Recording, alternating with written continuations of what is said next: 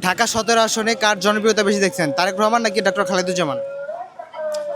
ডাক্তারের লোকে আসলে বেশি মনে মনে আসলে বেশি দেহি, কিন্তু প্রকাশে দেখা যাইতেছে আসলে তারেক জিয়ারেরই, কিন্তু ঘুমে ঘুমে সবই ডাক্তারেরই ভোট। আচ্ছা, ডক্টর খালেদুজ্জামান ক্ষমতায় আসলে তার কাছে কি প্রত্যাশা করছেন আপনারা? আশা করি তো ভালো ভালো হবে, আশা করি ভালো হবে। কারণ হাজার হলেও মুসলিম আমাদের দেশ একটা মুসলিম, আমরা সবাই চাই যে মুসলিম দেশটা আবার ঠিকমতো পরিচালনা করতে পারে, যেন এই আশা আমরা করি সবসময়। জামাত ইসলাম ক্ষমতায় আসলে তাদের কাছে কি কি প্রত্যাশা করছেন?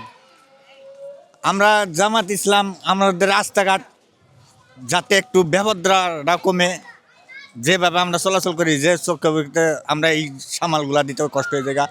এছাড়াও আরও বিভিন্ন কিছু আমাদের আশা আছে যে এগুলা হবে, আশা আছে হবে।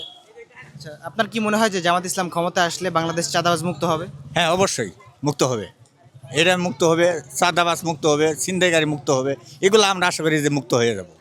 কারণ আমাদের এখনকার বড় রিস্ক মনে হয়, সামনে যে কী হবো বলা যাচ্ছে না।